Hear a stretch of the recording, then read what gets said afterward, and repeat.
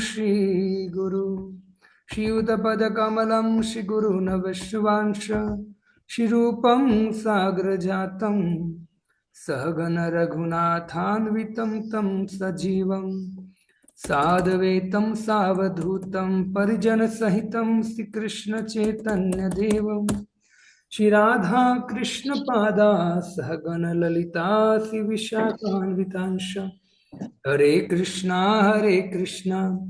कृष्णा कृष्णा हरे हरे हरे राम राम राम राम हरे हरे। हरे कृष्णा। तो आप सभी भक्तों का श्रीमद् भागवतम कक्षा में हार्दिक स्वागत है। तो श्रीमद् भागवतम सुद गोस्वामी के मुख से श्रवण करना हमने प्रारंभ किया है और कल सुद गोस्वामी ने पहला प्रश्न का जवाब दिया है। तो आप सबने कल क्या श्रवण किया, थोड़ा कोई मुझे बता सकता है? हरे कृष्णा प्रभु जी, दंडवत प्रणाम। हाँ। प्रभु जी, सूत गोस्वामी जी ने पहले प्रश्न का उत्तर देते हुए कहा कि हम हमें अधोक्ष भगवान की अधोक्ष जो कि भगवान का नाम है, उनकी हमें भक्ति करनी चाहिए और अहेतु भक्ति करनी चाहिए। कोई भक्ति में कोई भौतिक इच्छा नहीं रख के भक्ति करनी चाहिए। ओके, और कोई? हरे कृष्ण प्रभु जी, दंडवत प्रणाम। प्रभु जी, कल बताया कि जीव के परम कल्याण के लिए हमें परम धर्म, हमारा जो परम धर्म है उसका पालन करना चाहिए। और परम धर्म है कि हमें अधोक्ष भगवान की अधोक्ष निस्वार्थ भक्ति करनी चाहिए, निरंतर करनी चाहिए। और अधोक्ष का अर्थ है जो हमें अपनी इंद्रियों से हम जिसको हम नहीं जान सकते हैं, वो अधोक्ष है। और वो है भगवान, जो जिसे हम ओके, अपनी और कोई? अपूर्ण इंद्रियों से नहीं जान सकते। हरे कृष्ण प्रभु जी। पहले प्रश्न का उत्तर देते हुए कहते हैं कि भगवान की जो भक्ति है वो अनुकूल भक्ति करनी चाहिए, जैसा कि भगवान चाहते हैं वैसी भक्ति करनी चाहिए। बहुत अच्छा, और कोई?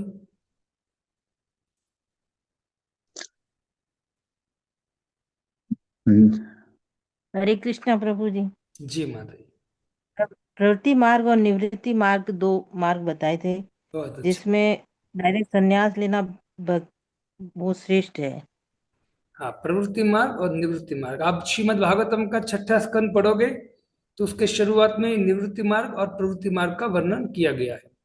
तो निवृत्ति मार्ग श्रेष्ठ है प्रवृत्ति मार्ग से, लेकिन यदि कोई व्यक्ति अपनी इंद्रियों को कंट्रोल नहीं कर पा रहा है तो उसको प्रवृत्ति मार्ग से जाना चाहिए, क्योंकि उसकी भी बहुत सुंदर विधि, उस विधि से जाना चाहिए, वरना व्यक्ति को फंसने का बहुत वो डर रहता है। ग्रस्त व्यक्ति होता है, उनको भक्ति मतलब बहुत मुश्किल हो जाती है यदि वो अच्छी तरह से फॉलो नहीं करते हैं। तो इससे हमको शास्त्र के अनुसार इस मार्ग को अपनाना चाहिए।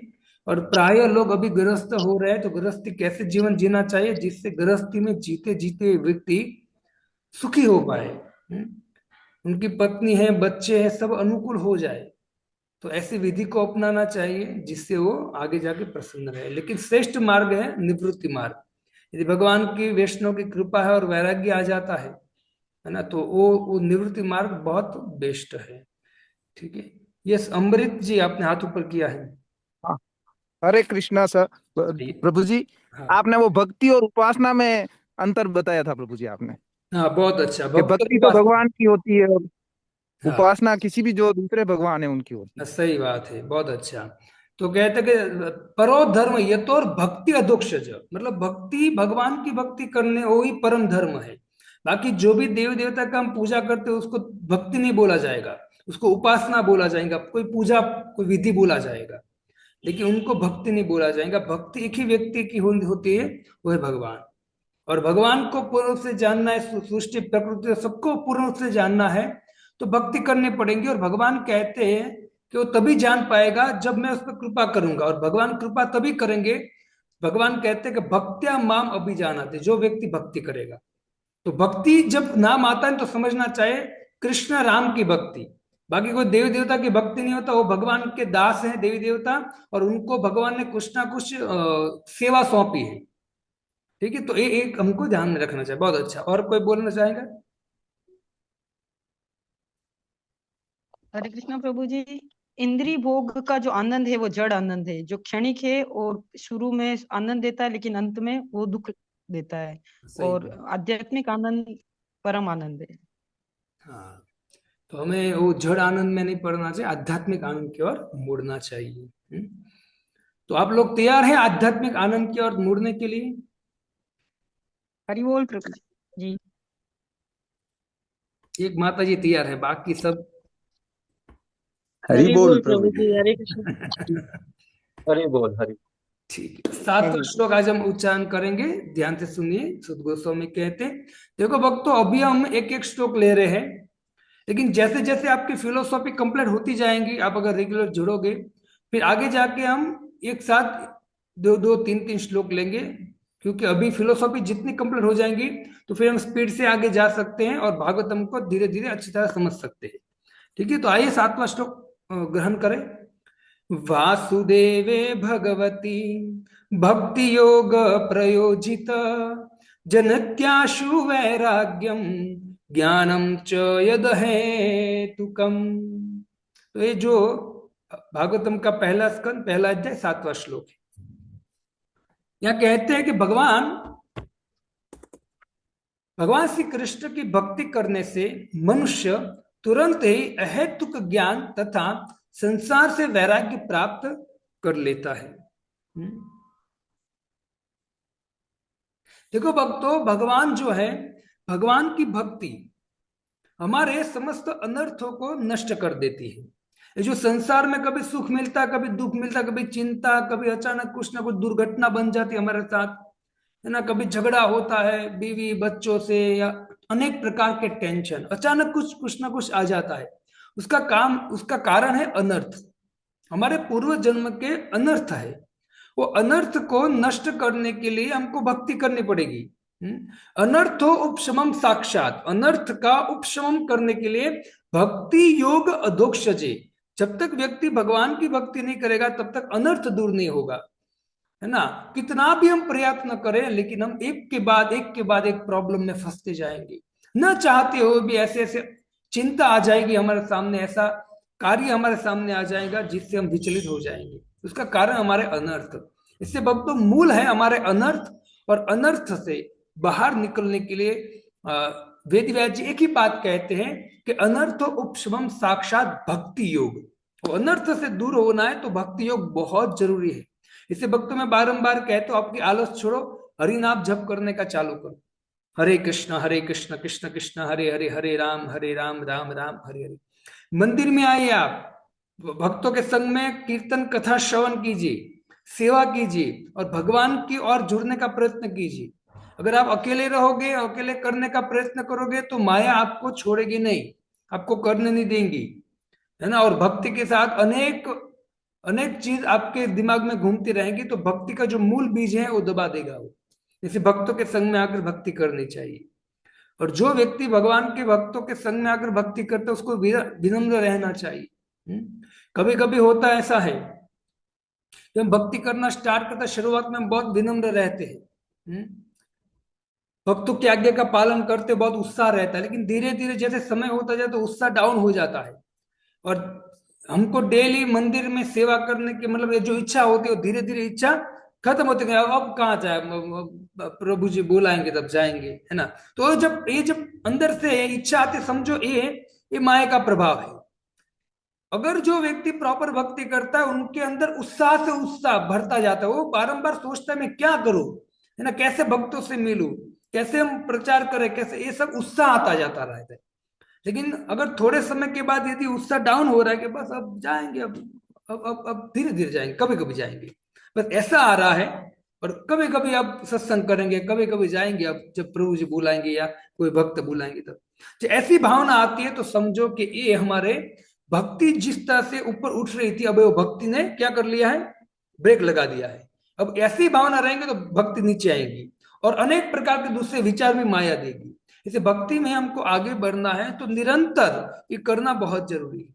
ये भावना आएगी, जब भक्ति की शुरुआत होती है तो व्यक्ति सबको साधु मानता है, लेकिन धीरे धीरे आगे बढ़ता है तो फिर वो अपने आप को समथिंग मानता है कि हम कुछ है। अब तो अब भक्तम को फोन करके तब करेंगे हम, हमारी उनको जरूरत है। तो ऐसी सब भावना ये माया देती है, इससे सावधान रहना है। एक एक ये भक्ति करोड़ों जन्म के बाद मिलती है, श्रवण करने का अवसर जो है भगवान के विषय में वो करोड़ों करोड़ों जन्म के बाद मिलती है भक्ति। और भक्ति को स्टेबल करने के लिए बहुत नम्र बनना पड़ता है और बहुत उत्साह रखना पड़ता है। बहुत जरूरी है ये। और खास करके ये जो गुरु की आज्ञा के अनुसार जो हम प्रचार करते हैं, तो प्रचार में पूरे पूरे सहयोगी बनना चाहिए, तभी धीरे धीरे अनर्थ जाएंगे हमारे। वरना तो भक्ति करते करते भी ऐसी चीज आएंगी जो आपको लगेगा अरे ऐसा क्यों हो रहा है। उसका कारण क्या है, हम प्रॉपर इसको फॉलो नहीं करते हैं। उसमें हमारा अहंकार भी हमने मिला दिया है अंदर, अपनी जड़ता भी मिला दी है, अपने आप को कुछ समथिंग मानने लगे। क्यों? क्योंकि भक्ति में हमारे 2 साल हो गए, 1.5-2 साल हो गए, 3 साल हो गए, हमने दीक्षा ले लिया है। तो ऐसे अनेक अनर्थ, दीक्षा लेने के बाद भी ये जो है ना हमको छोड़ते नहीं है। इससे हर व्यक्ति को नम्र रहकर आगे बढ़ने का प्रयत्न करना चाहिए। तो यहां कहते हैं कि वासुदेव भगवती भक्ति योग, भक्ति किसकी करनी है? वासुदेव।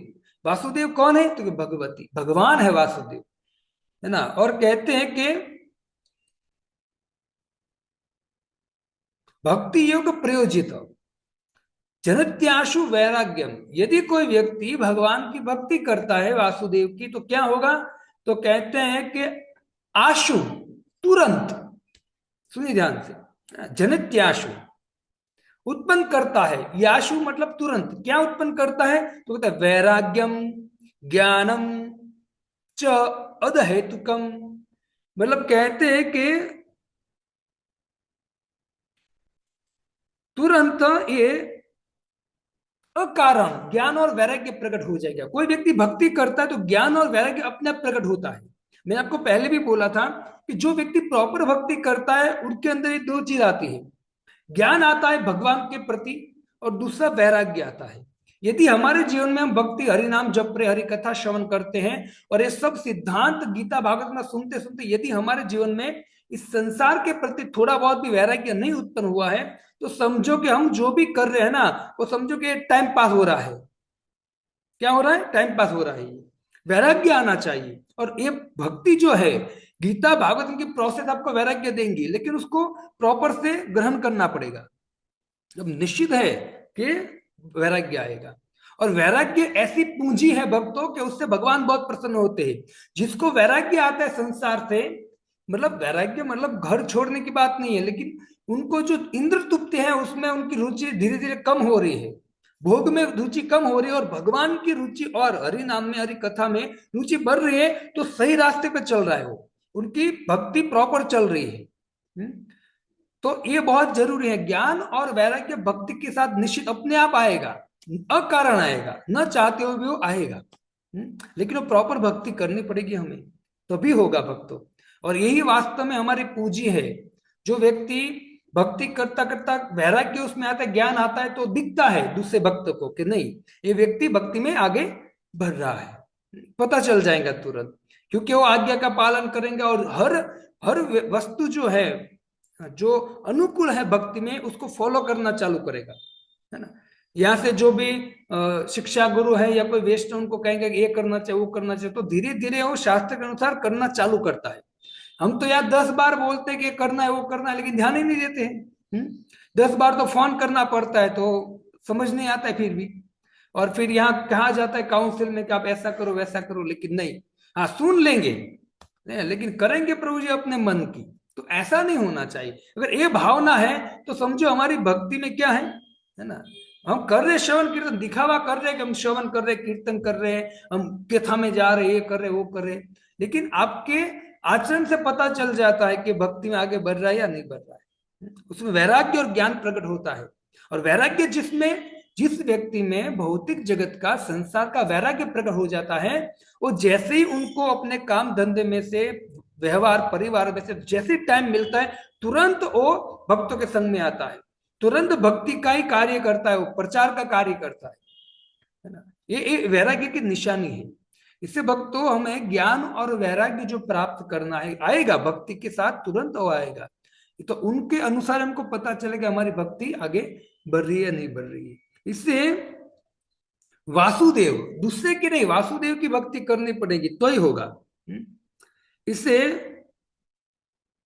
हमारी श्रद्धा यदि किसी और में है, देखो मैं आपको कोई देव देवता के विषय में कोई गलत बात नहीं कहूंगा, क्योंकि देव देवता को मैं भी प्रणाम करता हूं। क्यों? क्योंकि भगवान के प्रतिनिधि है। भगवान ने इस देव देवता को चॉइस किया है ना। इंद्र का चॉइस किया कि तू वर्षा का देवता है, स्वर्ग का राजा है, तो उनको हम प्रणाम करते। क्यों? क्योंकि भगवान ने अपनी सृष्टि में कुछ सेवा दिया है इंद्र ने, है ना। चंद्र को सेवा दिया है, शिव जी को सेवा दिया है, ब्रह्मा को सेवा दिया है, सबको सेवा दिया, सबको प्रणाम है, बारंबार प्रणाम है, वैष्णव है ना। लेकिन अगर हम उस देवताओं का यदि उपासना करते, उसको भक्ति नहीं कहा जाएगा, है ना। उसको भक्ति नहीं कहा जाए, उसकी उपासना है। हाँ, उन लोगों, जब वो देवता है, उनकी उपासना पूजा करने से आपको फल मिलेगा। कौन सा? भौतिक फल मिलेगा, मुक्ति। आध्यात्मिक जगत से, दुखालय चिंता से भरा हुए जगत से मुक्ति नहीं दिला सकती, ये कोई नहीं दिला सकते। मैंने आपको दो उदाहरण दिए थे, एक तो शिव जी का, शिव जी ने खुद अपने मुख से बोला, और मुचकुंद महाराज का, है ना। फिर खटवांग महाराज, 9वां स्कंद। अनेक लोगों ने देवताओं को बोला कि आप यदि मुझसे प्रसन्न हो तो मुझे मुक्ति दीजिए इस जगत से, मुझे भगवान के धाम में जाना है। सबने मना कर दिया, ये हम नहीं कर सकते। तो कौन कर सकता है? एक एव विष्णु एव न संशय, भगवान के अलावा कोई नहीं कर सकता है। कौन कहता है? इंद्र बोला, ये 9वें स्कंद में इंद्र बोला है कि नहीं। और भगवान बोलते, शिव बोलते भगवान के विषय में कि मुक्तिदाता सर्वेशाम विष्णु एवं न संशय, शिव जी बोलते हैं, है ना। तो कभी भी मेरी बात अन्यथा मत लो, मुझे देवी देवताओं के साथ कोई प्रॉब्लम नहीं है, मैं उसको प्रणाम करता हूँ, वो भगवान के सेवक है। लेकिन वास्तव में यदि 60-70 साल का, 80 साल का जीवन मिला, करोड़ों करोड़ों जन्म के बाद मिला, याद रखना, सामान्य तरह तुरंत नहीं मिलना है, बहुत जन्मों के बाद मिला है। और यदि आपको मूल तक पहुंचना है ना, तो देखिए श्रीमद् भागवत वेद व्यास जी की वाणी है। मूल क्या है? भगवान की भक्ति करो, आप सभी देवता प्रसन्न हो जाएंगे, है ना। जिस तरह से आप मूल में वृक्ष के पानी डालने से पत्ता, फूल, फल सब कुछ प्रसन्न हो जाते हैं वृक्ष का, ऐसे ही जब कोई व्यक्ति मूल में भगवान की भक्ति करेगा, देवी देवता प्रसन्न हो जाएंगे।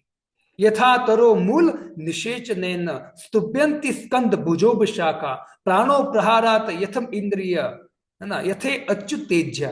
अच्युत भगवान की भक्ति करेंगे तो सब लोग प्रसन्न हो जाएंगे।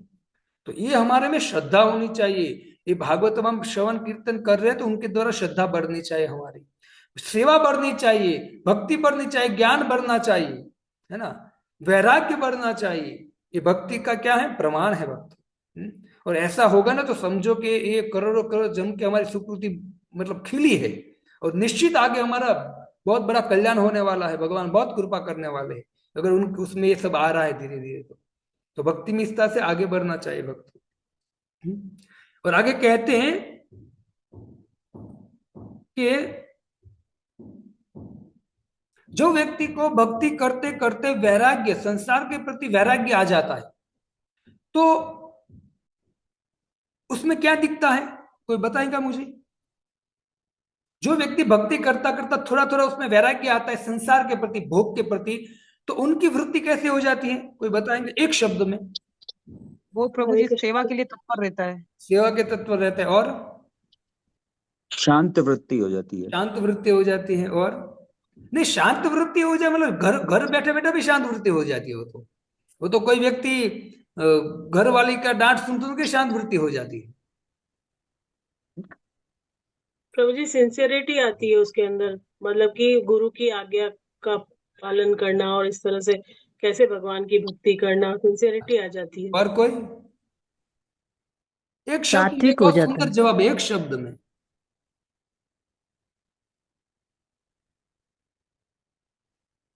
व्यक्ति सात्विक हो जाता है। हाँ, सात्विक हो जाता है। और बताइए, आप कुछ भी बता सकते हो, जैसे कोई भी, आप जितने लोगों ने बताया तो अपनी हिसाब से बता सकते हैं। तो सब सही है इसमें, जितने में जवाब दिया सब सही है।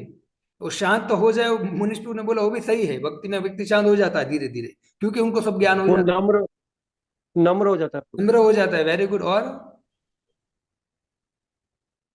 हरे सभी कृष्णा में प्रभु प्रभु जी। का निवास दिखता है, है, सभी में प्रभु का निवास दिखता है। हाँ, सभी में प्रभु का निवास दिखता है। और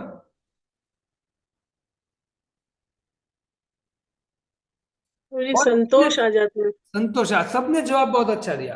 अब उसमें एक बात कॉमन, एक शब्द में कहूं तो जो व्यक्ति को संसार में वैराग्य आता है उनको भगवान में राग होता है। समझे आप? राग मतलब आसक्ति। जो व्यक्ति को संसार से भक्ति करते संसार में वैराग्य आता है तो उस व्यक्ति को भगवान में राग होने लगता है, मतलब आसक्त। राग मतलब भगवान में आसक्त होने लगता है। और जब व्यक्ति भगवान में आसक्त होगा तो व्यक्ति धीरे धीरे भगवान की पूरी सेवा में लगेगा। वो व्यक्ति शांत भी हो जाएगा। उदासीन, शांत मतलब किससे शांत हो जाएगा? भौतिक संसार से। फिर नम्र हो जाएगा, सेवा करेगा, सभी भक्तों के आज्ञा का पालन करेगा और अनेक चीज आ जाएंगी और उनके द्वारा उनको परम आनंद की वृद्धि होने लगेगी। तो ये जो व्यक्ति के पास वैराग्य आता है तो ये चीज होती है। और एक बात मैं आपको बताऊं, कोई मुझे बताएंगे त्याग और वैराग्य में क्या अंतर है?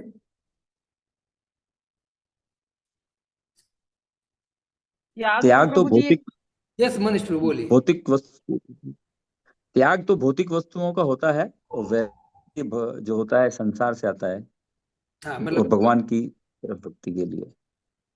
ओके। और हितेंद्र बोलिए। त्याग तो प्रभु जी जो अपन मतलब इच्छा होती है लेकिन उसको अपन रोकते हैं, इंद्रियों को, उसको त्याग कहते हैं। त्याग हरे मतलब, कृष्णा। हाँ बोलिए। प्रभु जी, त्याग मीन्स वही भौतिक वस्तुओं का त्याग करना, और वैराग्य मतलब कि मन में एकदम से संतोष आ जाना कि जो हम भगवान की भक्ति कर रहे हैं उसमें हमें जो हमें भौतिक आवश्यकता है वो भक्ति करते हुए, तो वो स्वतः ही भगवान हमें दे देंगे। वो वैराग्य मतलब संतोष आ जाता है। ओके। और कोई? वैराग्य में त्याग की आवश्यकता ही नहीं है, अपने आप ही त्याग हो जाता है सब चीज का। वेरी गुड, बहुत अच्छा माता जवाब दिया। वैराग्य का अर्थ माता जी ने बताया। वैराग्य मतलब क्या है? उसमें खुद अपने आप त्याग हो जाता है, वो करना नहीं पड़ता है। वो वैराग्य तभी आएंगे जब भक्ति करेंगे। भक्ति करेंगे वो वैराग्य ऐसा आएगा कि व्यक्ति को अपने आप त्याग हो जाएगा, वो त्याग करने की जरूरत नहीं पड़ेगी। और जो व्यक्ति खाली त्याग करता है, जो भक्ति नहीं करता खाली त्याग करता है, वो व्यक्ति है तो दुखी है, परेशान है और संसार से उब गया है तो त्याग कर देगा। लेकिन वो त्याग की कोई महत्वता नहीं, क्योंकि वो त्याग किया है लेकिन उसने मन को कंट्रोल नहीं किया है। जो वैराग्य आता है कब आता है? जब वो व्यक्ति मन को भौतिक संसार से मतलब वो दूर दूर हो जाता है, वैराग्य आता है, तब वो संसार अपने आप छूट जाता है। लेकिन जो व्यक्ति त्याग कर देता है परेशान दुखी होकर, वो व्यक्ति थोड़े समय के बाद घर तो छोड़ देगा, घर का त्याग कर देगा, पैसे गाड़ी सबका त्याग कर देगा अपने हिसाब से परेशान होकर, और जल चला जाएगा जंगल में। लेकिन मन तो उनके साथ है ना। भक्ति के द्वारा मन में वैराग्य नहीं आया है अभी, तो वहां जंगल में जाने के बाद भी दूसरा घर बसाएगा, है ना। तो ये त्याग है। त्याग खुद से छोड़ता है व्यक्ति, है ना। और वैराग्य अपने आप छूटता है। और वैराग्य अपने आप तभी छूटता है जब व्यक्ति भगवान के प्रति भक्ति करता है ना। तो ये ज्ञान और वैराग्य में त्याग और वैराग्य में अंतर है। इसलिए जब व्यक्ति मतलब वैराग्य आ जाता है तो व्यक्ति उदासीन हो जाता है। उदासीन का अर्थ क्या है? कि जैसे उनके सामने सब भोग है, 56 भोग, 56 भोग है, लेकिन उनके पास भोग है लेकिन फिर भी उनकी मतलब वो भोग भोगने की इच्छा नहीं रहती है। क्या नहीं है? भोग भोगने की इच्छा नहीं रहती है। और त्याग का अर्थ क्या है? कि उनके पास भोग है, उसको मतलब वो खुद से त्याग देता है ना। खुद से नहीं खाऊंगा मैं, है ना। लेकिन अंदर अभी वैराग्य नहीं है, लेकिन बाहर से कहते त्याग दिया, नहीं नहीं खाना है मुझे। लेकिन जिसके पास वैराग्य आ जाता है, उनका 56 भोग होता है, 56 भोग के आजू बाजू में घूमेगा, उनकी प्रशंसा करेगा, है ना। वो कभी उसको निगलेक्ट नहीं करेगा, उसकी प्रशंसा भी करेगा, बहुत अच्छा है जो भी है ना। लेकिन फिर भी अंदर से क्या होगा? नहीं मुझे नहीं खाना। वैराग्य आ गया है, अंदर से क्या आ गया? उदासीनता आ गया है भोग के प्रति। मतलब खाने की बात क्या है? क्या होता है शादी में जाते तो अनेक चीज आइटम फर्स्ट क्लास होती है, तो मन ललचाता है ना। मन ललचाए रहा ना जाए, है ना। और उसमें कांदा है, लहसुन है, लेकिन फिर भी मन कहते हैं आज खा लेना, कौन देख रहा है। प्रभु जी को बोल देंगे हाँ प्रभु जी छोड़ दिया है का, वो तो कौन देख रहा है, खा लेते हैं। ऐसा भी होता है ये मन आपका। लेकिन जब व्यक्ति में भक्ति के द्वारा वैराग्य आ जाता है तो उनके पास अनेक आइटम सामने हैं, लेकिन वो उनको क्या मन से इच्छाएं नहीं होती उनकी, नहीं, उदासीन हो जाता है। हाँ वो पूरी और पानी, पूरी या चपाती और पानी खा लेगा, उनको पता है कि पेट भरने की बात है, टेस्ट जीवा तक आएगा और जीवा को अच्छा लगेगा, मन को अच्छा लगेगा, फिर अंदर जाने के बाद पता नहीं क्या गया अंदर। इससे वो बहुत विचारवान हो जाता है और वो पूरी और पानी भी पी लेता है और चपाती या पानी खा लेता है, लेकिन वो कचरा नहीं खाएगा, कांदा लहसुन का वो नहीं खाएगा, जिससे तमोगुणी है, जिससे उनका भक्ति में बाधा पहुंचे, वो नहीं करेगा। क्यों? क्योंकि उसके अंदर वैराग्य आ गया है, भगवान के प्रति राग उत्पन्न हो गया है भक्ति के द्वारा। इसे भक्तों ये धीरे धीरे प्रकट करना पड़ेगा हमें, तभी आगे बढ़ेंगे हम, तभी हम आगे बढ़ सकेंगे।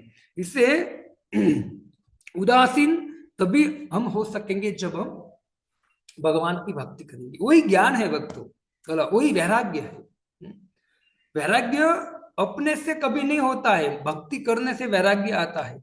तो भक्ति करते करते जिस व्यक्ति को धीरे धीरे भौतिक प्रकृति के प्रति, भौतिक भोग के प्रति धीरे धीरे वैराग्य आए, वही वास्तव में हमारी जो भक्ति है उसकी पराकाष्ठा है, मतलब भक्ति हम आगे बढ़ रहे हैं भक्ति में, तो ये दिख रहा है। और दूसरा है ज्ञान। तो ज्ञान का अर्थ मुझे कोई बताएगा, ज्ञान मतलब क्या, एक शब्दों में? भगवान को जानना। भगवान को जानना ज्ञान है। और कोई? स्वयं को और भगवान को दोनों की पहचान। स्वयं को और भगवान को जानना हो ज्ञान है। Very good. और कोई? गलत और सही का भेद करना। गलत और सही का भेद करना। और कोई? प्रभु जी, आज तक तो हम अज्ञानी थे और जैसे हम भगवान की भक्ति करते हैं तो हमारे अंदर वैसे ही ज्ञान आ जाता है, मतलब कि वास्तविक रूप को जानना। वास्तविकता जानना। और कोई? आत्मा और परमात्मा का ज्ञान। आत्मा और परमात्मा का ज्ञान। हाँ, वेरी गुड। आप सब मतलब सही हो, बस थोड़ा एक पॉइंट की कमी है, कोई बताएंगे? और? प्रभु जी, विवेक आ जाना। विवेक आ जाना। और कोई? मतलब एक शरीर, सबने आत्मा बताया एवं ना, जो परमात्मा अभी जो भी जिसने आपने सबने बताया उसमें जानना। जवाब आ गया है, लेकिन कोई एक व्यक्ति ने परफेक्ट जवाब नहीं दिया, इसी में पूछ रहा हूँ। शरीर, आत्मा एवं परमात्मा के बारे में जानना। शरीर, आत्मा एवं परमात्मा के बारे में जानना। Very good. ये ज्ञान है। मतलब एक प्रकृति, मतलब जीव, हम जो शरीर है इसको प्रकृति बोलते हैं। प्रकृति, आत्मा जो शरीर को चला रहा है, आत्मा हम, और भगवान, ये तीनों को जानना उसको बोलता है ज्ञान। है ना? तीनों को जानना पड़ेगा, भगवान कौन है, हम कौन है, और ये प्रकृति कौन है, ये तीनों को जानना मतलब क्या है? ज्ञान है। इसे आत्मा, परमात्मा और ये जो प्रकृति है उनको जानना, मतलब शरीर है उनको जानना ही ज्ञान है। और दूसरा ज्ञान है ब्रह्मा, परमात्मा और भगवान। ब्रह्म इति परमात्मा इति भगवान इति शब्द से उनको जानना भी ज्ञान बोला जाता है, कि भगवान तीन स्वरूप में आते हैं। तो ब्रह्म के रूप में, मतलब कण कण में है। भगवान कहते अंडांतरस्त परमाणु चयांतरस्तम, मैं कण कण में हूं, है ना। ब्रह्म प्रतिष्ठाम अहम, भगवान कहते कि ये जो कण कण में ब्रह्म है वो ब्रह्म भी मैं ही, मेरी प्रतिष्ठा है। ठीक है, उनके ऊपर तत्व कौन सा है? तो कहते हैं कि ब्रह्मेति, ब्रह्म परमात्मा। दूसरा क्या? परमात्मा। भगवान कहते कि ईश्वर सर्वभूताना, मैं सबके हृदय में हूं, सब जीवों के। तो ये ब्रह्म से भी ऊंचा है परमात्मा स्वरूप। और भगवान अंत में क्या कहते हैं? भगवान इति शब्द थे, और वही भगवान जो कण कण में, वही भगवान जिस सबके हृदय में है, वही भगवान अपने धाम में भी विराजमान है और अपने विस्तार के साथ इस सृष्टि में प्रवेश करते हैं भगवान। तो पूर्ण पुरुषोत्तम भगवान को जानना वही वास्तव में सच्चा ज्ञान है। तो ये पूरा ज्ञान की व्याख्या हमने कह दी है। इसे भक्तों, बहुत लोग ऐसे होते हैं, आपकी भी जानकारी में होंगे, आपके सगा संबंधी होंगे, जो बहुत बहुत बोलते हैं ज्ञान की बात, बहुत ऐसी ऐसी ज्ञान की बात बोलेंगे संसार के, ये फलाना ढिमका, उसको वास्तव में इतना पता नहीं होता है, फिर भी बोलते रहते हैं। और हो सकता है उनको गीता भागवतम का कुछ पता भी होता है तो बोलते हैं, लेकिन वो बोलते हैं, लेकिन उनके जीवन में आचरण का कोई नामो निशान नहीं होता है। तो इसको क्या बोलेंगे? ज्ञान बोलेंगे? ज्ञान बोलेंगे या नहीं बोलेंगे उसको? नहीं प्रभु जी, ज्ञान नहीं, तो उसको नहीं ज्ञान है। नहीं बोलेंगे। क्यों? वो जानकारी है खाली। जो व्यक्ति वास्तव में ज्ञानी है, वो व्यक्ति गीता भागवतम के अनुसार जीवन व्यतीत करता होता है ना। सुबह जल्दी जगेगा, मंगला आरती करेगा, हरि नाम जप करेगा, भगवान की पूजा करेगा, गीता पढ़ेगा, भागवत पढ़ेगा, भक्तों का संग करेगा, है ना, भगवान के विषय में प्रचार करेगा तो अनेक चीज उसमें आ जाती है। लेकिन जो व्यक्ति खाली ज्ञान बोलता है, बहुत लोग ऐसे होते हैं कि बस ज्ञान एकत्रित करने के लिए मेहनत करते हैं, ज्ञान प्रभु जी मुझे ये भी सुना ये भी सुना, वो ज्ञान प्राप्त करना चाहते हैं। लेकिन ज्ञान प्राप्त करते करते यदि आप भक्ति नहीं करते, उसका मतलब वो पालन नहीं करते हो गीता भागवत अनुसार, तो ज्ञान कोई काम का नहीं है। ये प्रभुपाद जी कहते हैं ऐसा ज्ञान जो है खाली भक्ति रहित जो ज्ञान है, मतलब कोरा ज्ञान है, वो लास्ट में मरते मरते समय माया पूरा ज्ञान हर लेगी।